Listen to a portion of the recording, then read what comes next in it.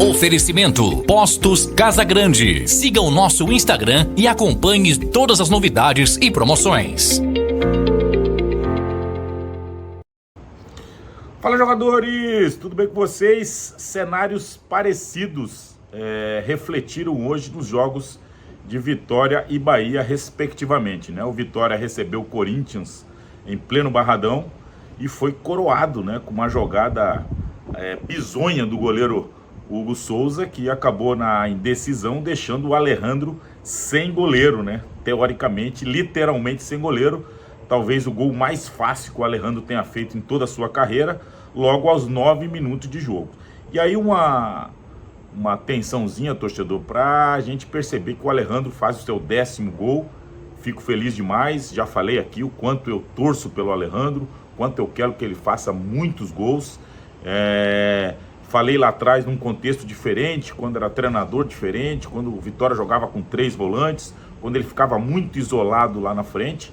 Mas o Alejandro, desses 10 gols que ele marcou no Campeonato Brasileiro, são 4 de pênaltis, que vale, não tem nada contra, e 4 de assistências dos adversários, né? O que significa ou simboliza que ele tem muita dificuldade nessa construção. O Vitória tem muita dificuldade nessa construção de jogada, né? Eu acho que o Vitória se concentra muito no jogador Mateuzinho para as coisas acontecerem, né? Na criação das jogadas, Mateuzinho fica sobrecarregado e acaba que o Alejandro tem poucas possibilidades de gols, muito em função do Vitória, né? Do seu setor do meio campo de criação de jogadas, ter dificuldade de encontrar o Alejandro ou dar a ele a condição de finalização.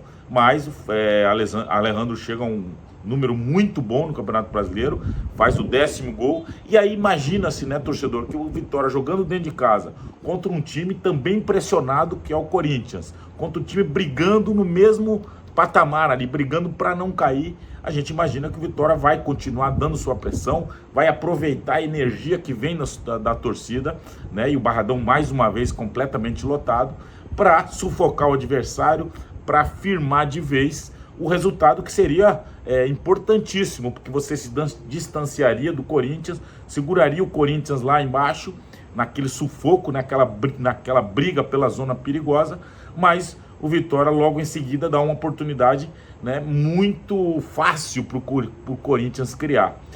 Uma coisa que me chama a atenção é que o Vitória, pelo fato de estar jogando com 2 volantes, né, e aí eu acho que é uma atitude assertiva do Thiago Carpini, se teoricamente tem uma linha de 4 e 2 volantes. E o Corinthians atacava o tempo todo só com 3 jogadores, que eram o Yuri Alberto, o Garro, né, que é o jogador, a cabeça pensante da equipe, e o Depay, né, que é o holandês, que começou a jogada, né, trabalhou com o Garro viu a infiltração do Yuri Alberto, tocou entre os zagueiros. O Vitória demorou para chegar no Depay, né? Não é possível que não tenha alguém próximo do cara para diminuir o espaço. E aí você dá um espaço para o Garro muito grande. É inadmissível que não tenha nenhum volante perto desse jogador para diminuir o espaço e deixar o Yuri Alberto correr, fazer a corrida na diagonal, não acompanhar, dar espaço para ele ter essa bola recebida e finalizar. E aí ele é muito bom finalizador, fez 1-1, dando números finais ao primeiro tempo, onde eu imaginava que o Vitória fosse dominar, mas fato que não aconteceu. O jogo continuou equilibrado, chances para os dois lados, um jogo de muita intensidade, de muito volume de jogo, mas também de muito equilíbrio, né? Foi assim o primeiro tempo. Já no segundo tempo já não se criou tantas chances de gols, né? O Vitória tinha dificuldade para sair jogando, muita bola lançada, né? Dependendo muito do Gustavo Mosquito para criar as jogadas pelo lado direito, e foi essa a grande chance do segundo tempo. O Mosquito fez uma excelente jogada pelo lado direito, esperou a ultrapassagem do Cáceres, que é um jogador muito inteligente, ele rolou para trás e a bola do jogo estava ali, nos pés do Gustavo Mosquito, que acabou dando uma chapa, e o Hugo Souza fez uma excelente defesa, salvando o Corinthians daquilo que seria o 2-1. O Corinthians não atacou, não teve muita posse da bola no segundo tempo, mas mais uma vez o Vitória deu um espaço gigante para esse jogador que é a cabeça pensante do Corinthians, que é o jogador cerebral da equipe do Corinthians, que teve essa liberdade, coisa que o Mateuzinho, por exemplo, não teve durante o jogo. Ele mais uma vez recebeu, dessa vez não foi o Yuri Alberto, foi o próprio Depay, o holandês, que fez a corrida. O Edu perde um pouco o tempo da bola, ainda tenta cortar, mas ela sobra para o DP, que é um jogador como finalizador, um dos acima da média, né? Assim como os outros dois do Corinthians. O Vitória deu muita liberdade para esses dois jogadores, mesmo com 6 atrás da linha da bola, para marcar 3. A verdade é que o Vitória deu essa liberdade para esses 3 jogadores e foram eles que definiram o jogo, né? Fizeram 2-1. Depois ainda o Vitória teve 1 ou 2 chances, o Corinthians também criou 1 ou 2 chances, 2 chutes, mas nada assim muito claro, né? Mostrando claramente a dificuldade que o Vitória tem na criação das jogadas, e o Corinthians que, claro, fez 2-1 jogando na casa do adversário, tentou compor seu meio campo, né? E aí fez as substituições e deram certo. O Corinthians continuou tendo, não o domínio total, né, predominante, mas tendo muita segurança na sua parte defensiva, e aí acabou levando 3 pontos do rubro-negro, que dá aí uma tristeza muito grande, principalmente para a galera que lotou o Barradão mais uma vez.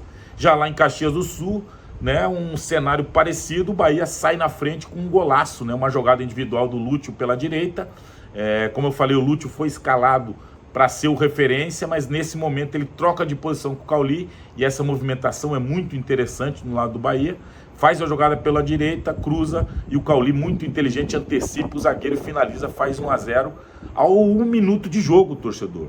E aí você imagina o quê? Um time como o Juventude, 7 jogos sem vencer, brigando na parte de baixo da tabela, né? Com mudança de treinador há pouco tempo, o treinador não tinha ganho nenhum jogo ainda. Você imagina que o Juventude vai se recuar, o Bahia vai continuar tendo o domínio total, porque tem qualidade para isso, né? Apesar da ausência do Jean Lucas, o Tassiano foi recuado, e aí achei que o Ademir, que seria esse cara do contra-ataque, né? Você tem 3 jogadores de velocidade na frente, o Bahia vai dominar e explorar os contra-ataques, algo que não aconteceu. O Bahia, em nenhum momento, depois de que fez o gol, conseguiu ter domínio do jogo, né? O Juventude foi superior em posse de bola, foi superior em número de finalizações, teve 3 bolas na trave. O Marcos Felipe fez 1 ou 2 boas defesas, e a verdade é que o Bahia abdicou de jogar, torcedor. E aquela história, o medo de perder tira a vontade de ganhar. Mais uma vez o time do Bahia foi um time covarde, foi um time sem personalidade, né? Isso foi o primeiro tempo todo, e mesmo assim conseguiu sair com 1-0. O Juventude voltou com as alterações, né? Principalmente o jogador Nenê, que é o jogador de qualidade, que tem um passe refinado, e foi ele que começou a jogada do primeiro gol do Juventude, né? Deram liberdade para esse jogador, ele faz um lançamento nas costas do Juba, né? Que tem essa dificuldade na hora de marcar. O Thiago ainda recompõe para ficar perto do Lucas Barbosa, mas uma recomposição muito superficial, nada pressionando o adversário. E aí você dá liberdade para o cara dominar no peito e ter a tranquilidade de dar uma bola por cima do goleiro Marcos Felipe, que eu acho que se tivesse um pouco mais de estatura, talvez pegaria essa bola do Lucas Barbosa. Juventude faz o gol de empate, já tinha tido outras oportunidades, a verdade é essa, jogou em cima do Bahia, pressionou o Bahia, teve mais posse, teve mais volume, teve mais chances claras de gols, e aí num contra-ataque, um ótimo lançamento também, defesa do Bahia em linha, e o cara sai muito, 1 ou 2 metros atrás do Canu e do próprio David Duarte, né, que substituiu o Gabriel Xavier, que faz muita falta, e aí ele consegue ainda dar um chapéuzinho no goleiro e finaliza com um golpe de karatê, faz 2-1, o Juventude continua em cima, continua marcando pressão, e aí as substituições que o Rogério fez, o Thiago não entrou bem, o Everaldo ainda teve a grande chance, uma bola na trave, talvez foi a única chance do Bahia, o Arias, né, teve um pouco mais de liberdade com a saída do Ademir, ele consegue chegar mais no fundo, e eu acho que isso é uma coisa que atrapalha muito a área. Toda vez que o Ademir joga, ele se posiciona muito atrás, não tem a liberdade para sair, e o Bahia sente falta dessa conectividade dele com o Everton Ribeiro ali pelo lado direito,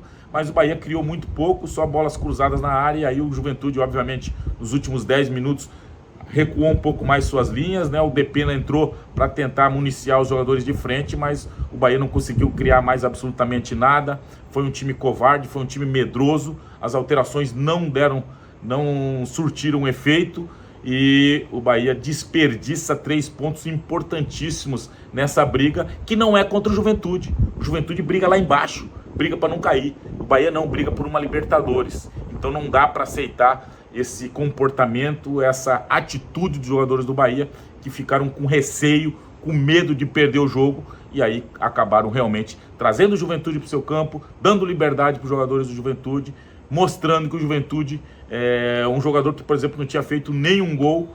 O Lucas Barbosa, há 11 jogos não fazia gol. O Bahia ressuscita esses jogadores, coloca o Juventude na briga novamente para não cair de divisão, e tem uma noite trágica jogando em Caxias do Sul. Tá certo, galera? Esse é o Momento Feedback de hoje, falando dos 2 jogos do sábado, das 2 derrotas, respectivamente, de Vitória e Bahia, né? O Vitória antes e o Bahia depois. Um dia para o torcedor tentar esquecer, mas lembrando que as comissões técnicas têm que estar sim, atentas a tudo que aconteceram nesses 100 minutos dos jogos de Bahia e Vitória, para tentar corrigir. Faltam 5 jogos, 5 finais, para os 2 times buscarem os seus objetivos. São objetivos diferentes? São, mas a gente precisa ficar alerta, corrigir os erros que têm acontecido, para que nesses 5 jogos não sejam repetidos e que o torcedor chegue no final da temporada com um alívio no coração de que o Vitória permaneça na Série A e o Bahia definitivamente consiga uma posição de destaque, como deu a expectativa para o seu torcedor desde o início do Campeonato Brasileiro.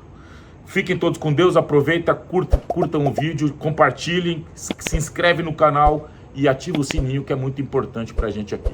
Fiquem todos com Deus, obrigado, Charles Miller. Oferecimento Postos Casa Grande. Siga o nosso Instagram e acompanhe todas as novidades e promoções.